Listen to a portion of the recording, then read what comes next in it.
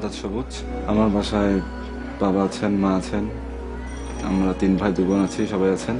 লাল রঙা স্বপ্ন আঁকবো। আমি বই পড়ে বেশিরভাগ সময় কাটাই, মাঝে মাঝে গান শুনি।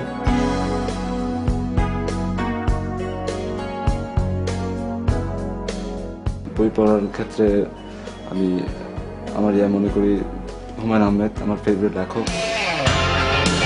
প্রধান শখ ভ্রমণ।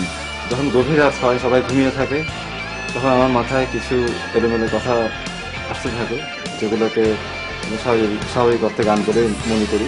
তো যখনই আসে লিখতে থাকি, নিজের মনে লিখতে থাকি, এবং এটা আমাকে অনেক আনন্দ দেয়। কোন প্রাণী সবচেয়ে বেশি হাসে বলো তো?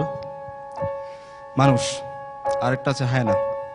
কোন প্রাণী হাসেই না একদম? গন্ডার।